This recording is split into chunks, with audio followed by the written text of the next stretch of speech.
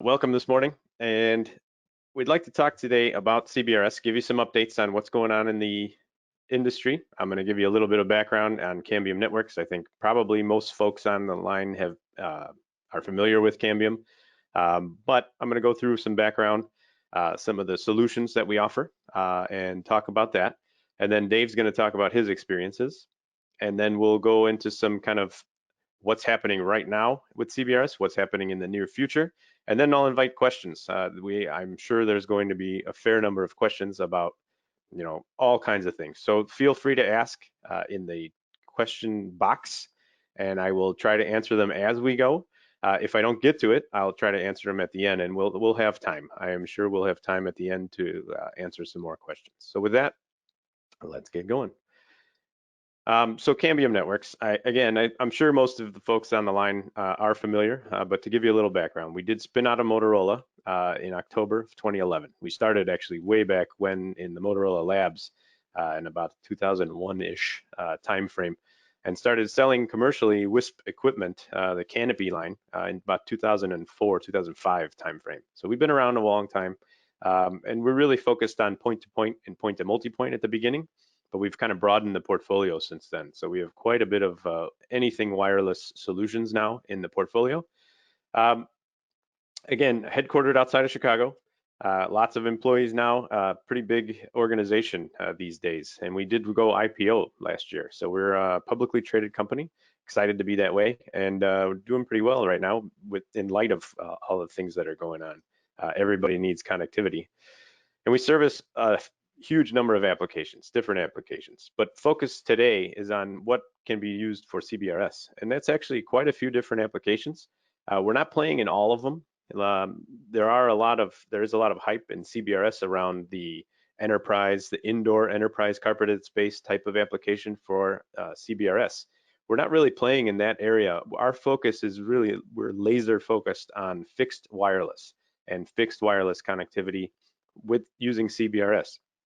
So that's kind of where we keep our solutions at this time, and we're not really looking at expanding beyond that at this time. But in the future, there may be opportunities to do other things as well.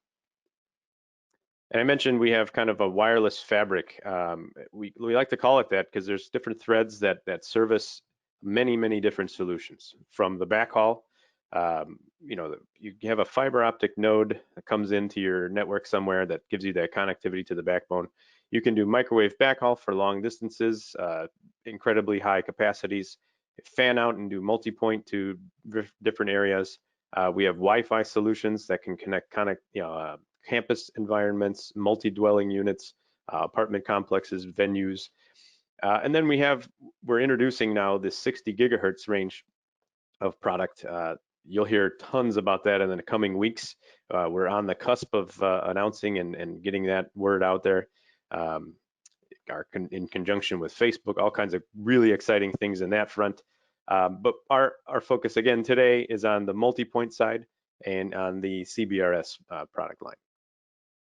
So what is Cambium really targeting here? We service many different verticals, many different applications, but all of them connect to CN Maestro. And it really is about making sure that everything just works, that everything can be managed from that single pane of glass and be able to connect the unconnected where possible.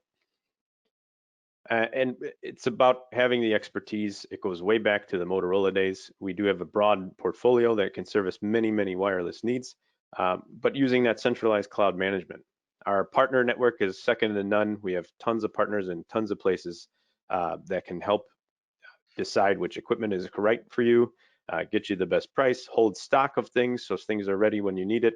And it's all about having this total cost of ownership that makes sense. It's wireless that just works. So let's talk about the solution at hand today. Again, I mentioned fixed wireless. We are laser focused on fixed wireless. Fixed wireless use case for CBRS is the main use case. If you look at the total CBRS market and the number of devices that are on air today, I would venture that about 4 out of 5 units that are out there are providing the solution in the fixed wireless space, that use case. It's probably a little higher than that, and as a matter of fact, it's probably closer to 90%. But it's really about connecting people using this new spectrum that became available. New spectrum, new power, all the various things that go along with CBRS. Why do we care about CBRS as a spectrum? Well, really, this is the first time we're doing a dynamic spectrum sharing model, and the FCC has, dubbed this the innovation band because they expect to see innovation come out of this by having this dynamic spectrum sharing. They're going to able to use it in the best way possible or share it among the most users possible. And it's really about making sure that the spectrum gets used and not warehoused and not, some large carrier bids on it and doesn't use it. In this model, theoretically, we're going to be able to use what's available in every location to the maximum ability that it has. We can get into some more details about why that is, and we certainly probably will when we start talking about the PALs. But it is complex, and CBRS specifically is not just complex because of it's a shared spectrum model. It's complex for some other reasons as well. On the pro side, it is a lower frequency than 5 gigahertz, so it does penetrate better. You can do near and non-line of sight a little bit better than you could with 5 gig or even the 6 gig upcoming spectrum. It does allow for higher power because of the spectrum sharing model. It is allowed to be at a higher power. It is actively managed, though not quite to the extent that it should be yet, but that's coming as well. We'll talk about that. It's protecting the incumbents that are in the band. So that's one of the main reasons that the spectrum sharing model applies is to protect those incumbents that are already there, the fixed satellite stations and the naval radars. And then there's the option for PALs. So there is an option to license or have some priority over other users. On the con side, of course, there's a cost to doing this. The SAS, the Spectrum Administration Service, is actually managing the spectrum and has to maintain this database and know all kinds of things about all the equipment that's being used. So there is a cost to doing business in this band. And there's a lot of hype around it. So there's a lot of different use cases being discussed, including things like neutral host, where perhaps you have an agreement with a mobile carrier and you can do roaming for them. That's kind of in my mind, a little bit of a pie in the sky kind of model. Maybe in the future, when some agreements have been reached, that'll become more real. But right now, fixed wireless, first mover, largest use case in the band, and I think that's going to stay for a few years here.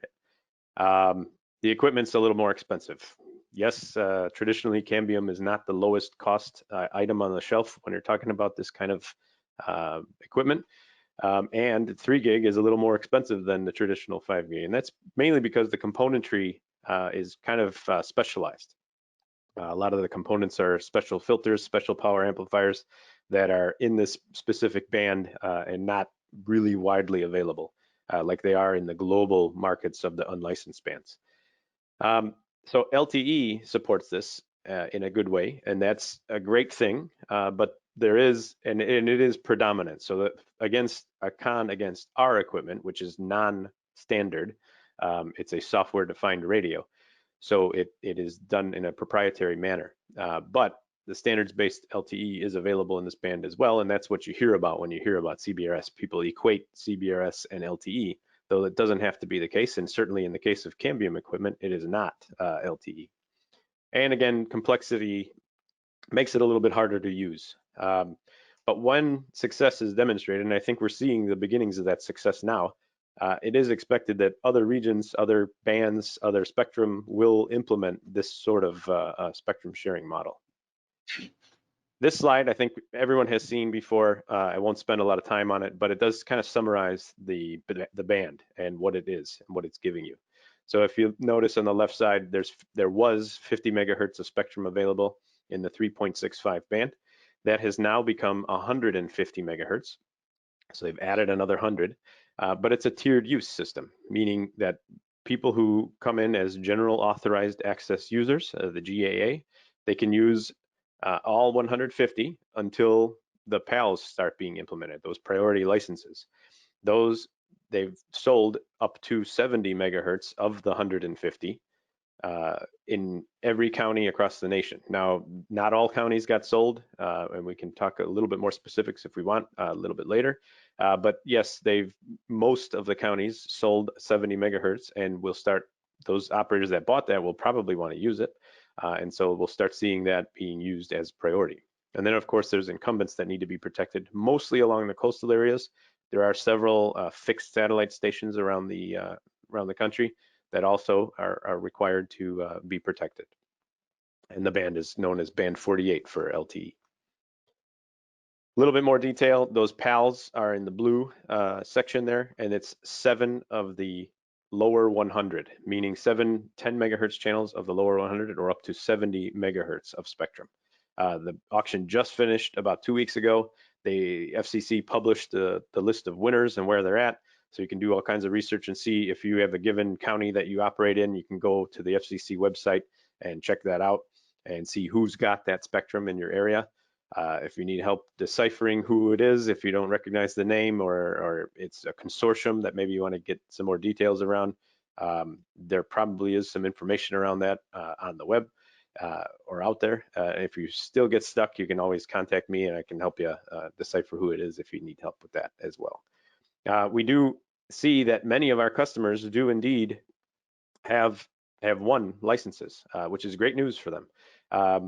So depending on how many licenses you've won, you may be really well set for spectrum. You may have only a couple or one where you're going to need to use both PAL and GAA, which may mean that you have channels in different areas of the band. So we can get into some more details on that as well. The other thing to point out here is that the legacy Part 90 users that filed for grandfather protection in April of 2015 are the guys on the right side of the chart there that are called incumbent wireless or grandfather protection zones. Those guys, this stuff will expire in October, and it may be encumbering your use of Part 96 right now. So if you do need to get rid of that, that is a possibility. We've heard of some folks going to the FCC and kind of removing their incumbent status from the FCC in order to be able to use Part 96 in a better way. Because what that does is actually the grandfather zone blocks out all 50 megahertz in whatever area it's registered in. So it will likely clean up and go away in October, which is great for a lot of people who want to use Part 96, but it's removing that incumbent status or the protected status that you may have registered for. So it sounded good at the time. Now it's kind of, we're moving away from that. So what's Cambium's strategy? How do we function here? Again, the slide probably most folks have seen before, but Cambium works with all 3 of the major SaaS providers in the United States, right? So there's a total of 5 right now. There are other ones coming into the business and will probably be in what they call wave 2 of the SaaS administrators, but the big 3 are listed here: Federated Wireless, Google, and CommScope. We now are able to choose any of those 3. And when I say choose, that means that when a customer signs up, when we deploy 450 and they sign up with CN Maestro to operate in CBRS, you actually choose who you want to use. The business relationship is with Cambium. So you sign up with Maestro, you choose who you want to use as the SaaS, and then you go ahead and start using the tools that we give you to put things on air with the SaaS of choice. You may ask, and this probably will come up in the question section, but who do I choose and why? And there's a lot of good different answers for that. And the reason we're partnering with all of them is to give the customer the choice. It could be because of a tool that they offer, outside of the actual SaaS administration. Maybe they have a network planning tool. Google offers that. Federated is working on one of those as well. CommScope, I'm sure, has spectrum inquiry tools on their portal. So once you sign up with one of them, you do gain access to the actual SaaS portals of the various customers, various SaaS administrators, and you can use the tools that they offer as well. So there's a lot of things to consider there. The first step is getting that CPI, or that Certified Professional Installer certification. Once you do that, then you can go ahead and follow the process to get set up and get going.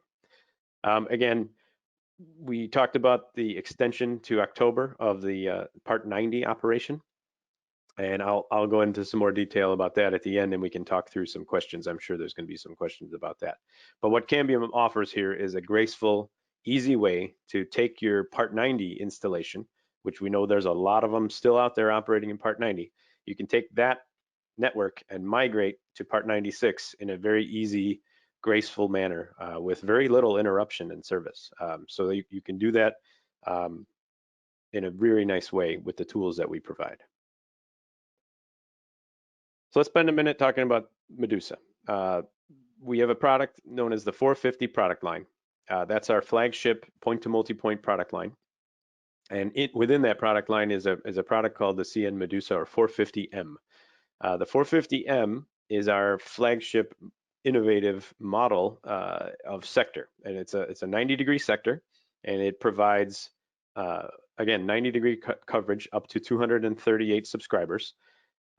It's a 8x8 multi-user MIMO technology. It has a extensive beamforming array of antennas in there.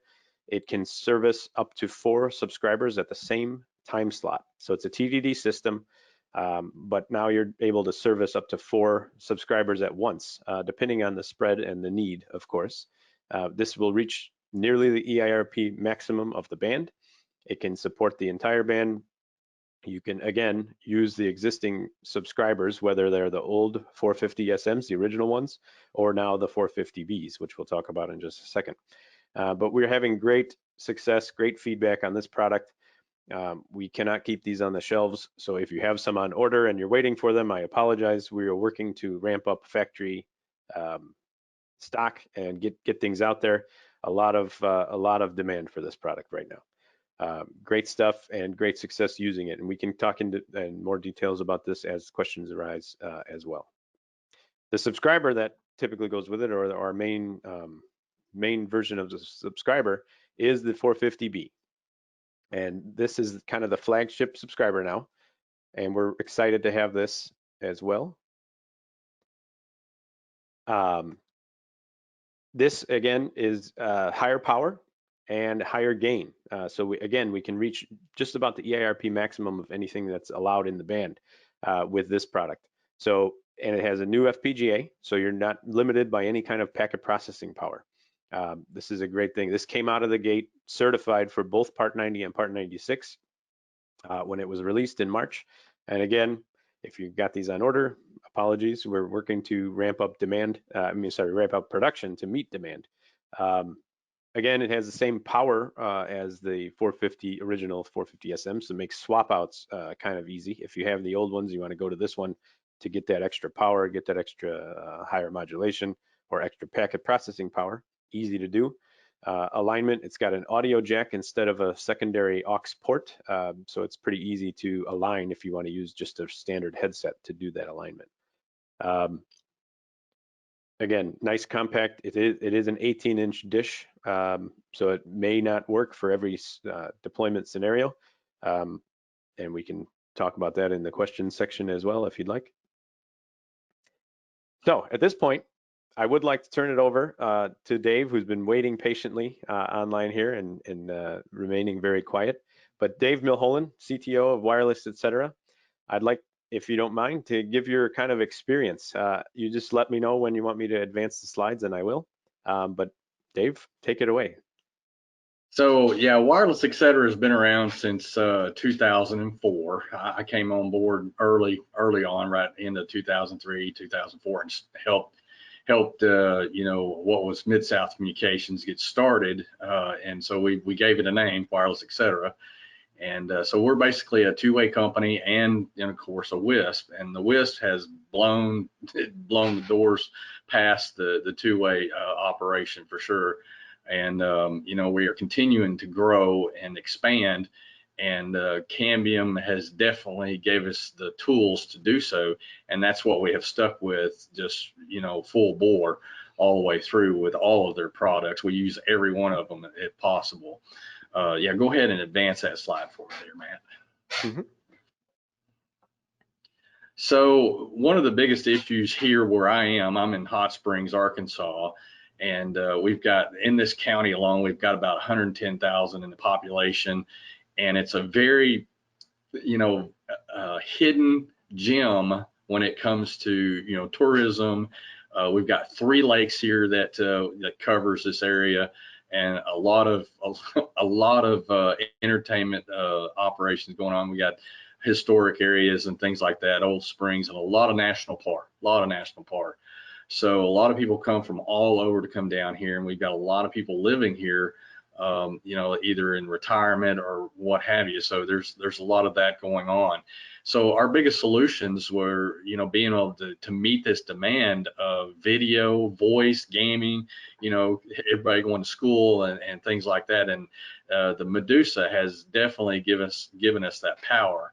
And with our area and our terrain, 3 gig has definitely opened that up. We were operating with a lot of 900. You know, we started out with the FSK 900, moved on to the 450i platform and things like that. And then the 3 gig came along, and I think we got our license back in either 7 or 8, the old NN license, Part 90, or Part 90. And anyways, that has helped us grow tremendously. And since we've been able to move to Part 96, which, you know, I'm the guy here that, you know, ended up with the CPI and ended up having to move our entire network over to Part 96.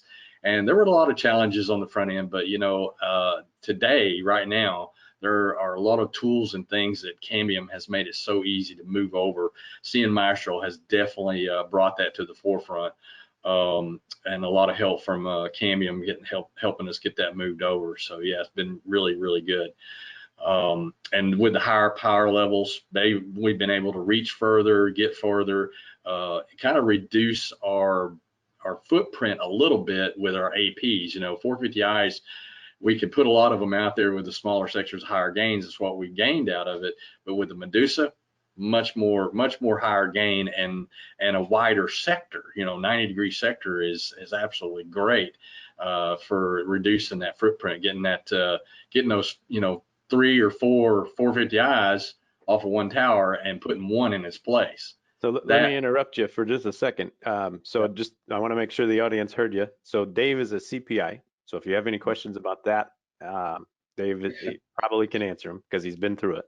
Another thing is that this case study that I'm showing here on the slide, this was published back in November. So this was back a little while ago prior to CBRS being out. So he was having great success using 3 gig under Part 90. And since then, I think, as you explained, we've been able to do even more because of the new power levels available for CBRS, because of the ability to migrate over. Things have been even better. So I think that's kind of, a couple of points we wanted to make there. So if you want to talk about the site that you have. Yes, okay, so this site right here has 4 90-degree sectors all the way around the tower there. You can't see the other ones behind the 2 that are stacked there. If you'll notice, one square is a little bigger than the other. The 3.6 is on the bottom and the 5 gig is on top. Now, I didn't put 5 gig on the backside because there's really nothing out that way. But with the 5 gig on the top facing the north side that we've got there, in fact, in the bottom left there, just right next to it, you can see all of them there stacked on one side, and there's another side of that tower that's mirrored.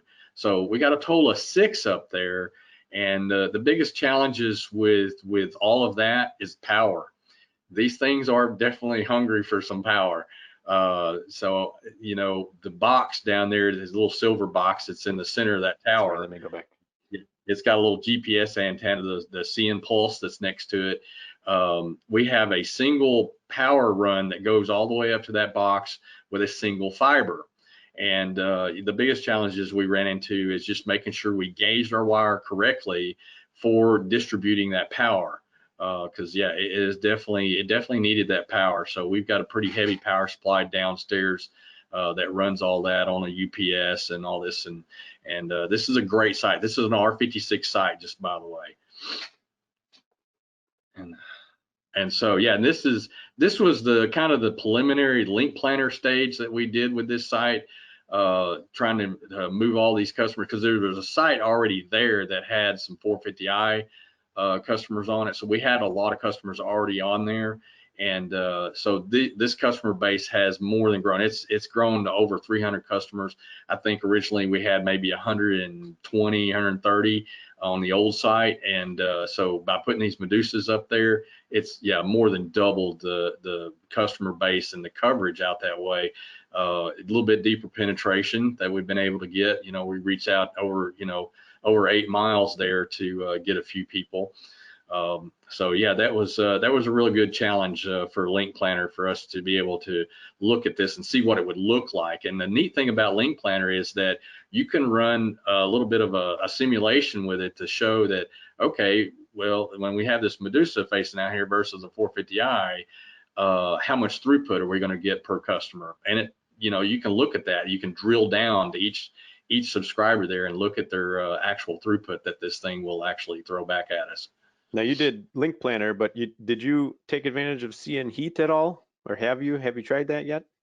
No, the CN No. Heat actually wasn't out when this was done. So that's right. So when this was done, we didn't have it available for the near and non-line of sight 3 gigahertz band, but now we do. So if a customer does need to go and try to kind of plan a little bit more in depth and kind of see exactly, the heat mapping or the coverage capabilities of the product, you can do that with CN Heat now in 5 gigahertz or now in 3 gigahertz with near and non-line of sight. It takes that clutter information into account, clutter, trees, all the terrain data, and again using that LiDAR, very, very high resolution data. So that's an option now, which wasn't available when you did this, but now can be a possibility. So inquire about CN Heat if you want to get it to more detailed view of that as well. Yeah, we have CN Heat in use on another project for some road off applications that we've got in, and so yeah, that's actually become very useful and very helpful for determining where to put new sites, green sites. Very, very helpful for that. So yeah, thank you, CN Heat. So, and this page, this has got our rate plans and what we offer to our customers. And some of this has actually changed a little bit. We're actually going to be moving to some higher tiers because of the Medusa. Medusa, we're opening all those, everything that we have on our network, 450i is included with the new plant network planning that we've got. Moving to 30 megahertz wide channels. That's what CBRS has allowed us to do.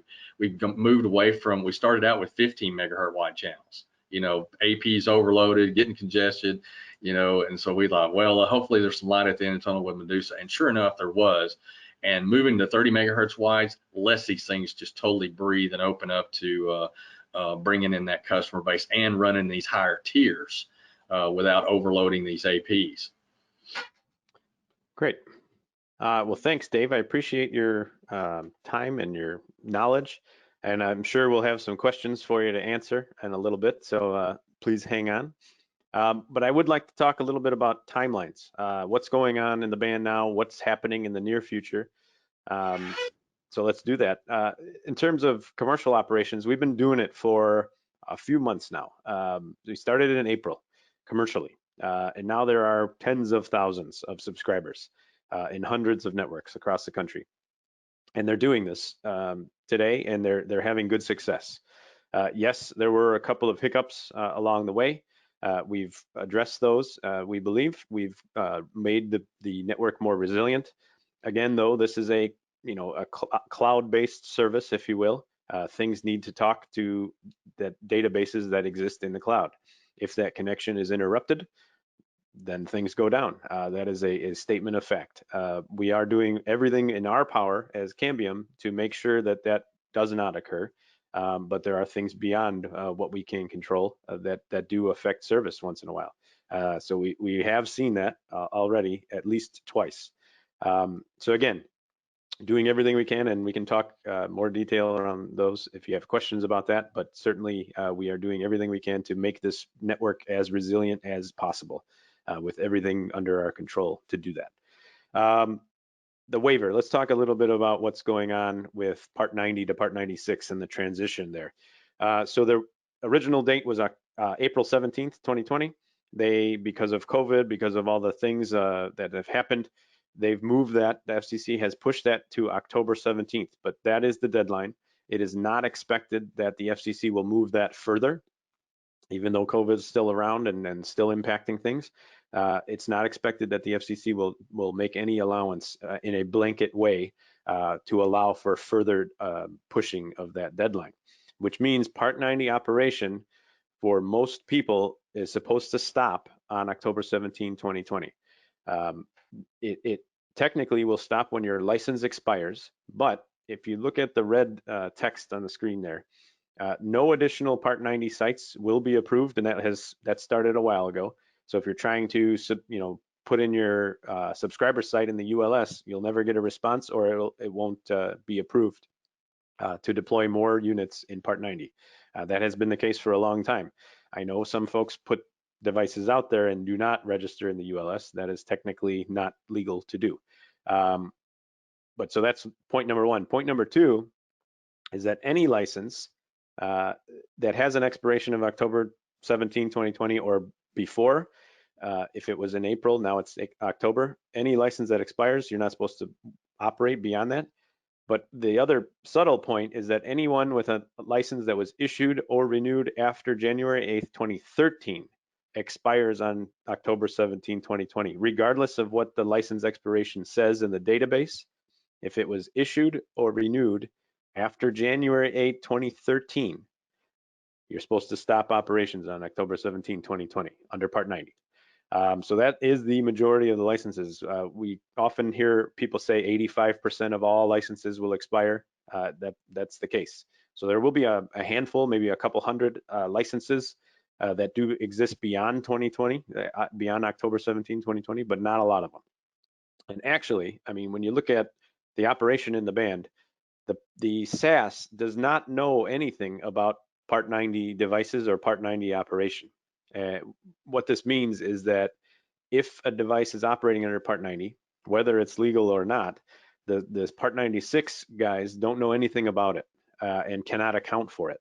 And so they may be causing interference with each other. It is actually going to make the band much cleaner once everything migrates to Part 96. So it'll be a better situation for those users operating in Part 96 once that transition is final and all the licenses go away and everyone stops operating in Part 90.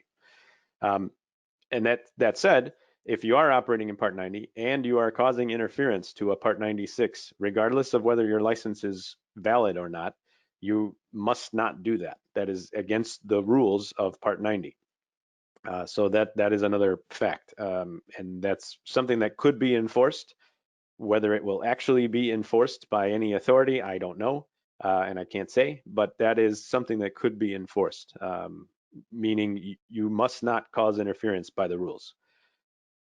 So let's talk about the PALs. The PAL auction completed at the end of August here. The winners were announced and published, and you can, as I mentioned, go and see that. If you do a search for FCC Auction 105, you'll find all the databases and everything in there. It's pretty easy to navigate. You can actually download a spreadsheet of all the winners and do some pivoting to figure out where you're at, how many there are, who's got them, all that stuff. We expect the commercial operations to commence sometime in Q4, probably in the October timeframe. We'll see how long that takes. The due date for the down payment is September 17th. So the gag order, if you will, you're not supposed to talk about it with anyone who's participating, is in effect until September 17th.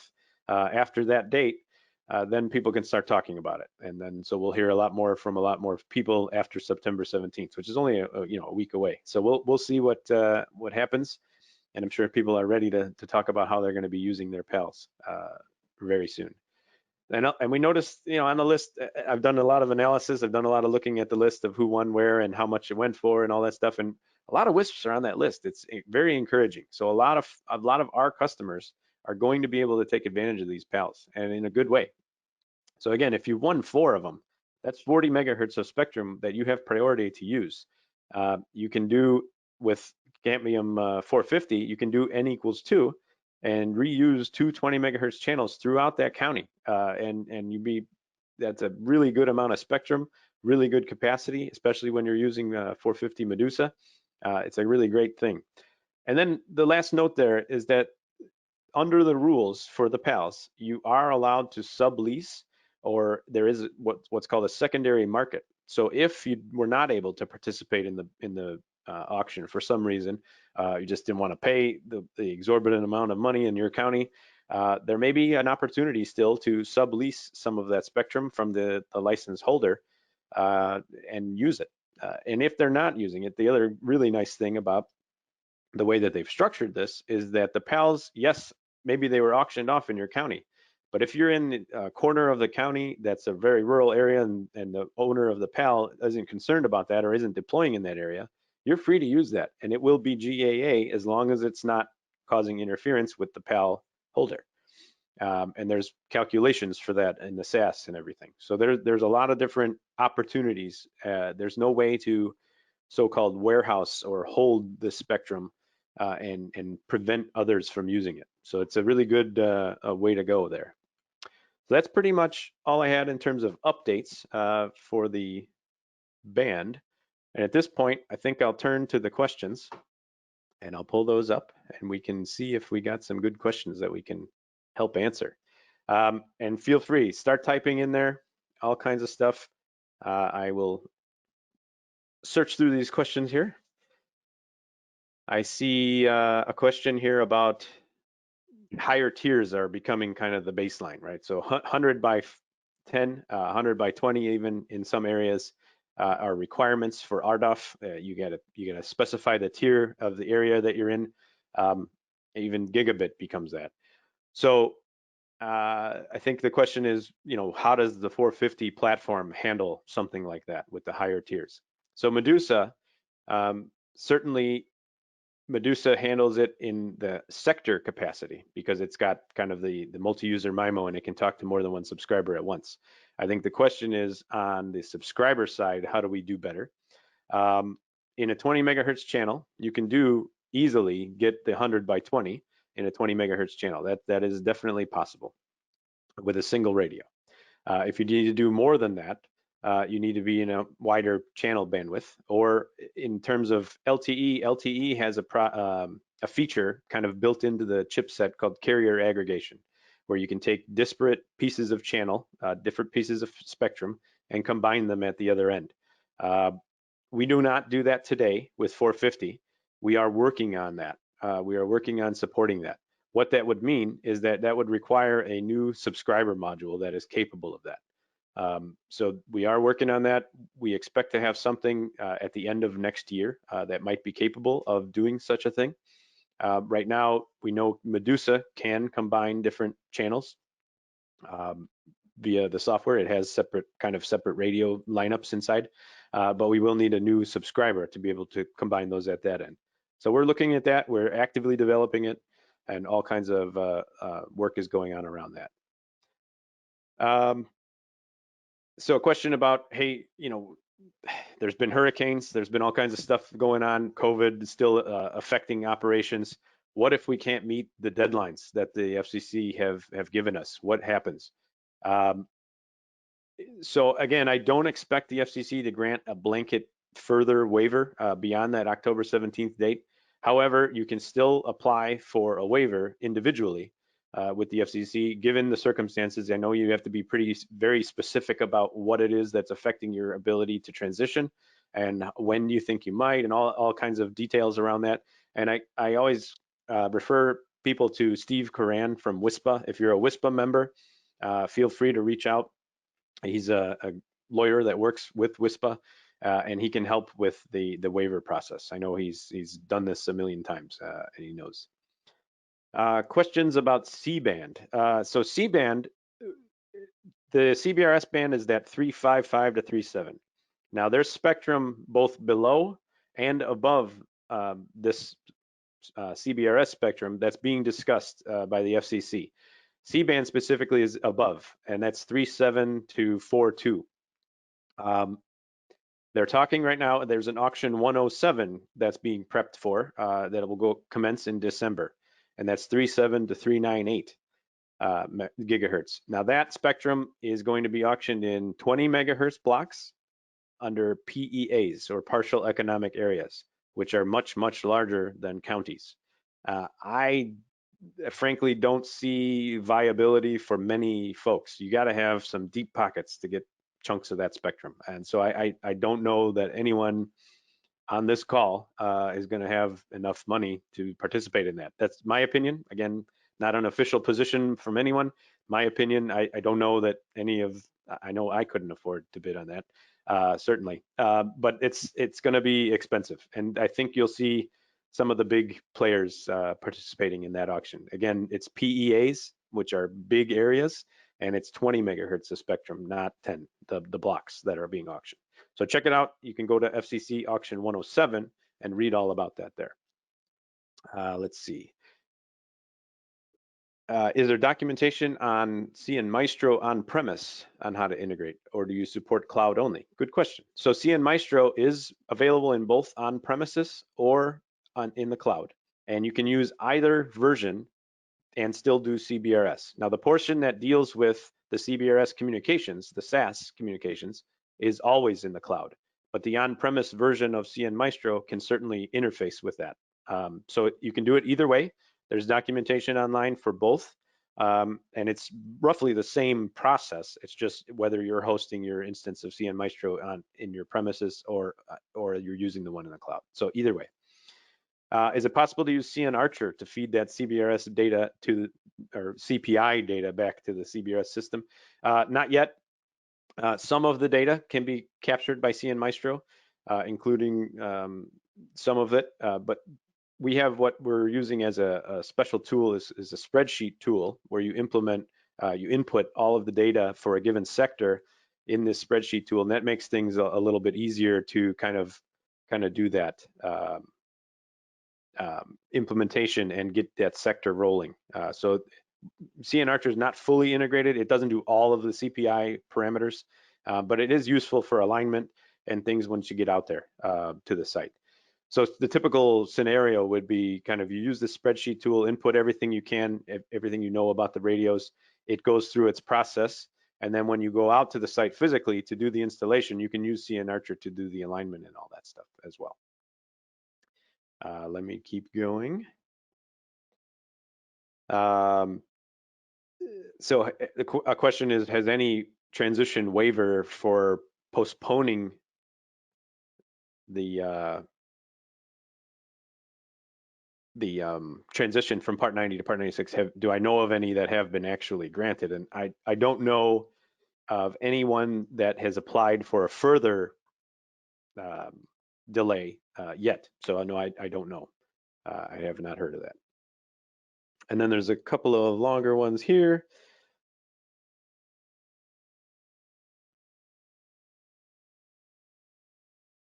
Let's see, 63.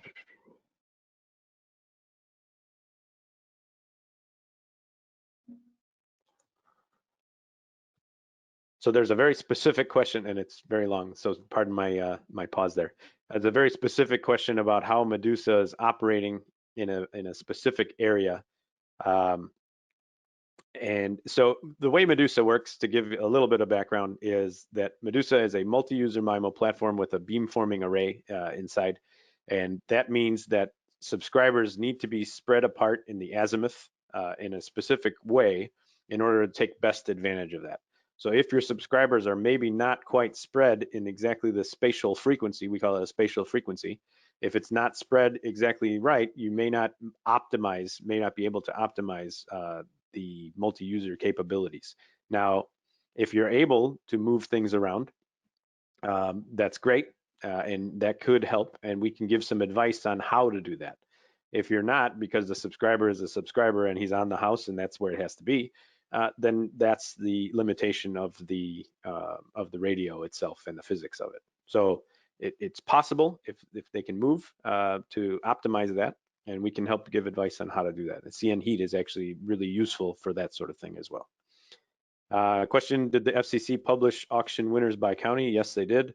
Again, there's auction results, auction 105, do the search for FCC. I can send the link to, I can post it in the forum, community forum under this webinar once I get this up online today. I'll post the link to that data and you can find that. Good question. Is CNRanger going to be in this band? And what are you doing with CNRanger? So CNRanger, I didn't talk about it because we're having such huge demand and such a good experience with 450. We also have a product line called CNRanger, and that is our LTE-based product. We love it because it is standards-based. It's kind of the first time we've gotten into that space. It's available today in 2.5, the EBS band, and it will be available in Q4 for 3 gig for Part 96 operations as well. We will have the CPE device, the subscriber module is coming out very shortly, early next month, a few weeks away. We're going to send some beta units out for that very, very soon to some customers. So if you have a need for that, please let me know. The eNode B, or the remote radio head for 3 gig, is not going to be out until the late November, early December timeframe. But we are going to have a product that supports this using LTE as well. So that's an exciting addition to the platform as well. So we didn't talk about payments, and there's a question about kind of what are you talking about? It costs money to do this, how much and what is it? So we didn't talk about that, but let me share that with you real quick. So yes, the monthly payment goes pretty much when you sign up with Cambium equipment. You're entering into a business relationship with Cambium. We will send you a bill. That bill will be for $3 per device per month. And when I say device, I mean per SM. The APs are not charged anything. So each link costs $3 per month. And that's regardless of who you choose as your SaaS provider. Now I have seen, and Google announced early on that they charge $2.25 for theirs. And Federated is now also saying a similar thing, that they're charging $2.25 per thing there. And we charge a little more. And you might say, well, why do you charge more? And there's reasons for that. We do offer certainly the ability to do different things. We have the CN Maestro tools that have that additional ability to migrate things over. They're innovative tools that can do that. There's also no digital device certificates. So if you were doing this on your own or using other equipment, there's what's called a digital device certificate that's in the device itself that is used for certification of that device. That's, it's Part 96 capable and all that stuff. It has the proper certification to operate in the band. This is all taken care of by the domain proxy, which is our equipment. So all of that stuff is rolled into one. You don't have to worry about it. Really, it's about making things simple. There is no contract or anything. And if necessary, if anytime you want to switch to a different SaaS, maybe you discover a tool that one is providing that another one is not, and you want to move, you can do that. It's not pain-free, but you certainly can do that. And you may ask, well, hey, does one provide better SaaS service than another? And the answer is really, by the letter of the law, by the Win Forum rules, by Part 96 rules, they should all be doing the same thing. And by and large, they do. But there are nuances in how things get done, and it varies going from one to the other. Now, Dave here, he uses Google for his. And we have a lot of customers that use Federated. Now, CommScope just came on recently, so we're building up those guys now. There's only a handful of customers using CommScope today. But by and large, they all do the same thing.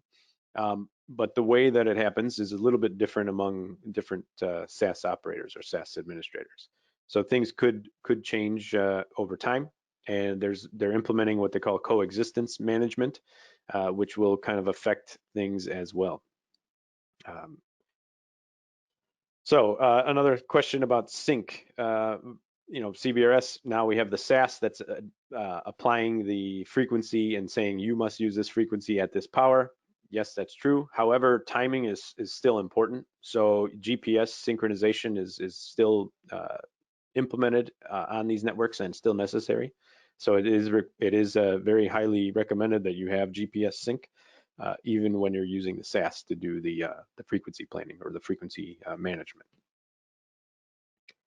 I think I've been through the questions, at least in the ones that I see. If there aren't any more, we will call it a day, I think. But thank you for attending, Dave. I want to thank you as well. Appreciate your time and your information. It's great stuff. There's a couple more questions that I can perhaps answer. Question is, I'm in a, this question is from someone who's in an area that requires what they call CPass. CPass is the SAS to SAS communication, and sometimes it results in a delay of getting on air. Meaning, if I have a subscriber that wants to come on and attach to an existing AP, I may have to wait a day in order for him to come on air, because he's got that area may cause interference with another device that's out there in Part 96, and so the SAS needs to communicate with other SASs in the area, and that happens in the overnight window. So, if I'm in that area, that may result in delays in getting service. And we have some tools that help with that, but also there's nothing that we, Cambium, can do with that, because the SASs are actually talking to each other. CPass is all about SAS to SAS communication and has zero to do with Cambium. So there's not much we can do to improve it, aside from using the tools that we're providing. And you can get into that detail with using the CN Maestro tools. This webinar is recorded. It's being recorded and it will be published on our forum. So look for that as well. And I think that's about it. All right. Well, thanks very much again, Dave. Thank you. Appreciate your time and support, and look forward to supporting everyone else. Thanks very much. Take care. Fun. See you, Dave.